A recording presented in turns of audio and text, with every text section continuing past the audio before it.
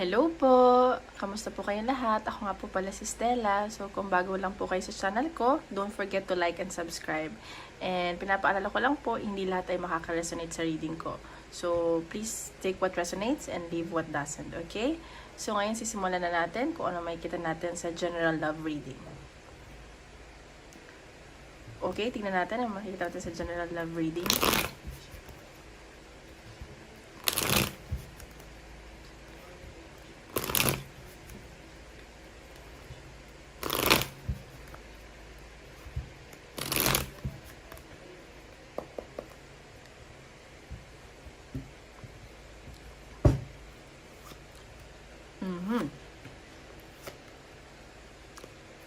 Okay.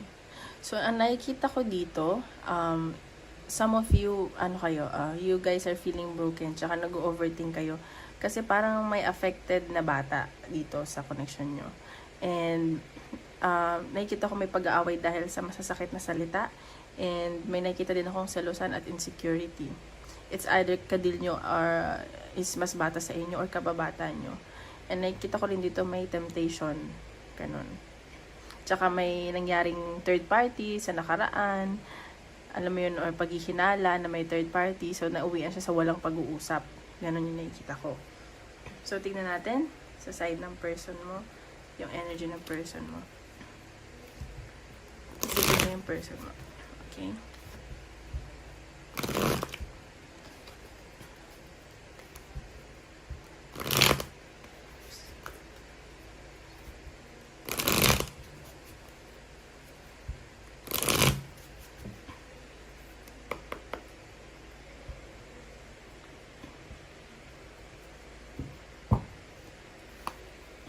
Okay, King of Wands. So, nakikita ko dito parang nagmamatigas yung person mo, pero passionate to sa'yo. Kumbaga, grabe yung nararamdaman niya sa'yo kasi nafe-feel niya na charismatic, ganyan. So, kumbaga, yung temptation din na nafe-feel niya sa'yo. O kaya, dahil siguro kaya nga may temptation na nakikita doon kanina is yung, yung person mo is madaling matukso. Ayun, kasi very passionate siya eh. Kumbaga, alam mo yun, lagi, alam nyo na yun yung word na yun. Yan natin. Nafe-feel niya sa'yo. See, ang nafe-feel niya sa'yo, nagpo-focus ka sa stability mo. So, parang nakikita niya na masaya ka naman, ganyan. Like, marami kang options, maraming offers sa'yo. So, parang hindi ka masyadong affected. Yun yung alam niya. Pero hindi niya alam na affected ka. Pero ikaw, tinatry mo naman na maging okay. See?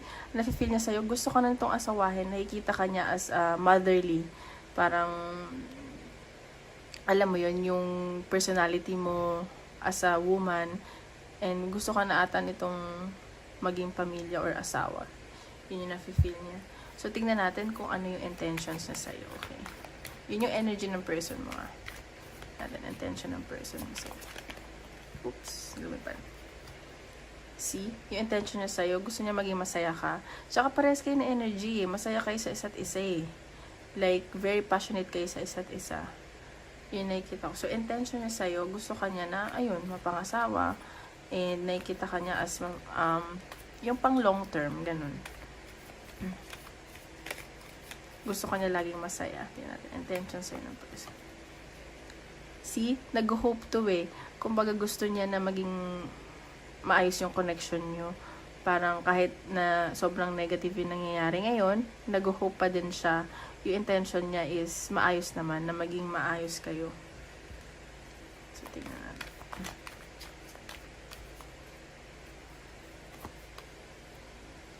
See? So, parang nakikita ka niya na hayahay, yung free ka, ganun. Tapos, pero ayaw mo na din magpaloko dito. So, intention niya talaga na mapasayo ka. Ay, mapakanya ka.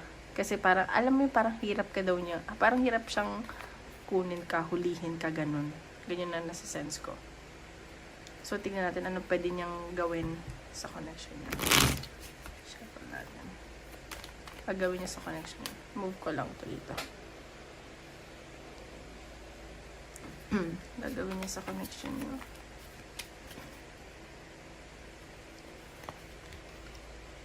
Okay. So, nakikita ko dito, gagawin niya ang lahat para makuha ka. So magiging toxic siya, para magiging siyang, possessive. Mag-ingat ka lang kasi parang, mo to, yung temptation talaga nakikita ko, gagawin niya lahat. Alam mo yun, handa siyang magpaka, mo yun, wild or something like that para makuha ka. Gusto ko talaga niya makuha.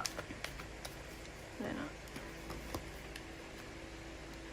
Ayan. So, nakikita niya kasing lumalayo ka kasi may bagong opportunity sa'yo. Pero hahabulin ka nitong taong to. Nakikita ko hahabulin ka niya. Kahit lumayo ka. Ganun. Natin gagawin niya. See? Mag-iisip to ng kung paano kanya kakausapin, yung communication. Sobrang nag-i-overthink to sa'yo. See, mahal ka niyan. Nag-meditate lang yan ngayon. Titignan niya paano. Sobra yung pag-iisip niya sa'yo. So, tingnan natin yung energy mo. Guys, pwedeng baliktad yung energy, So, tingnan natin yung energy mo.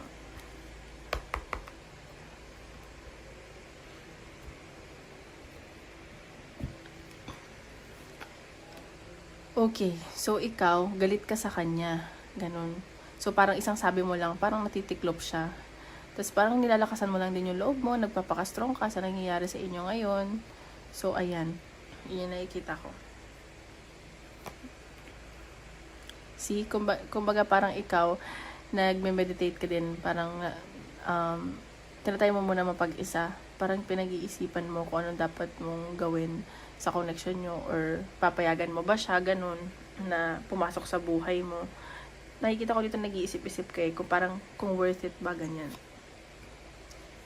See? Parang, page of stories. So, parang may nakikita akong communication na paparating sa'yo. Parang gusto mo rin siyang kausapin eh.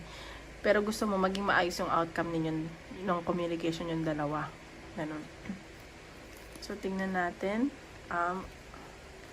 Intention mo sa person mo.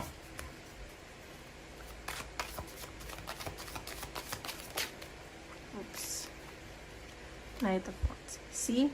Kumbaga, maninigurado ka rin dito sa connection na to eh. Mahal mo siya deep inside. Sobra-sobra yung pagmamahal mo. Parang umaapo yung pagmamahal mo sa kanya. Pero naninigurado ka. Gusto mong, alam mo yun, like, kailangan sigurado at decidido ka sa gagawin mong desisyon towards him. Or sa gagawin niya sa'yo. Si Queen of Cups. Mahal mo, si same kayo na energy. Mahal niya naman yung isa't isa eh. Ganun.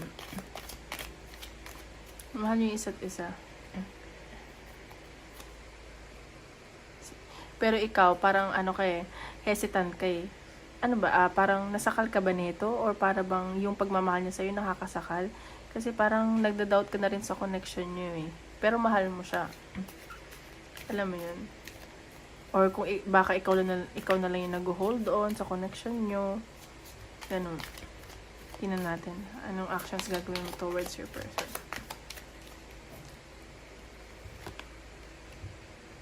Si Six of Wands. So, ikaw, actions towards him, parang papakita mo sa kanya na bahala ka dyan, maraming nagkakagusto sa akin. Ganon.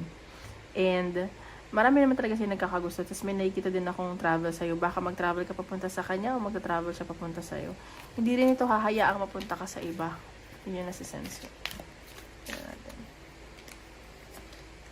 Gagawin mo. See judgment. So, may titimbangin ka dito. May ibabalanse ka. So, titignan mo kung worth it ba na ipaglaban siya o papasukin sa buhay mo or hindi. May mga titimbangin ka, ganun. See? Ayaw mo na ulit magpaloko. So, parang,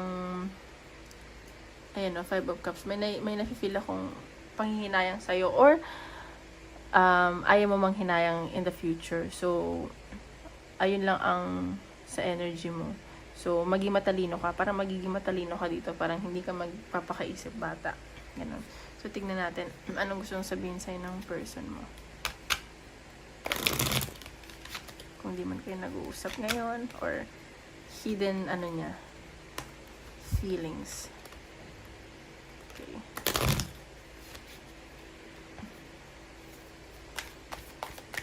Hidden feelings ng person mo. See? masaya siya kapag malapit siya sa'yo, nakikita ka niya, ganun. Parang nawawala yung mga problema niya.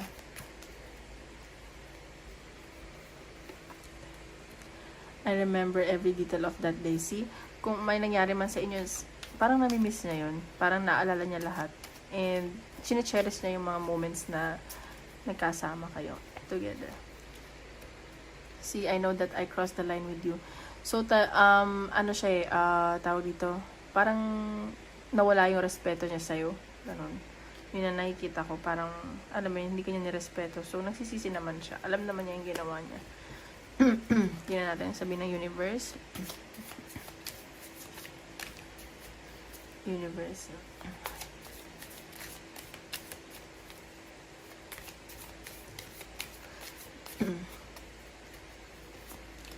Okay, reaching your destination, your light is shining brightly. So, ayan, sa nakikita ko, sabi ko nga sa'yo, maraming nagkakagusto sa'yo.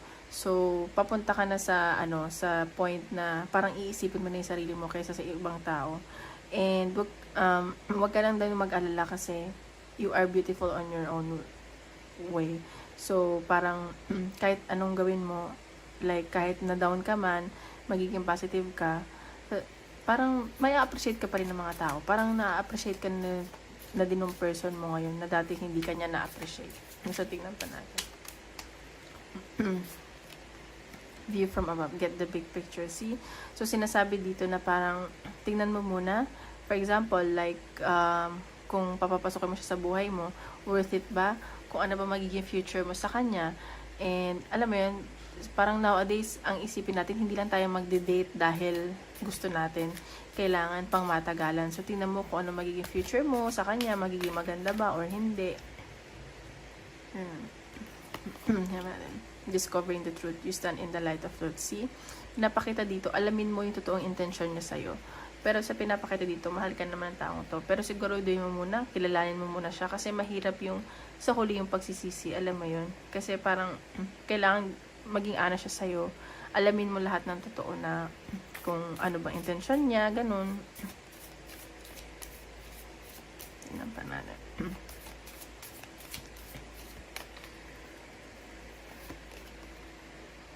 Escapist. Come home to yourself. See? So, sa ngayon, isipin mo muna yung sarili mo, magnilay-nilay ka, mag-meditate ka, kung ano ba talaga ang gusto mo sa buhay mo, ganun. Kumbaga parang, syempre, nasanay ka na sa kanya, or, alam mo yun, kasi minsan pag nasasanay tayo, natatakot tayo mawala isang tao. So, ngayon, maging komportable ka daw muna sa sarili mo. Yan na ba natin? Lighthouse, don't doubt your worth. See? You are enough. Huwag mong i-doubt yung sarili mo na kung worth it ka or hindi. Kasi lahat tayo worth it tayo. Huwag tayo magpapadala dahil, alam mo yun, dahil lang sa isang tao. So, isipin mo, worth it ka. Ganun.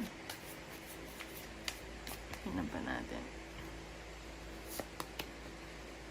Be honest with yourself. See, maging totoo ka lang daw. Kasi, dun lang naman talaga ang sa kasagutan eh, pag nagpakatotoo ka sa sarili mo.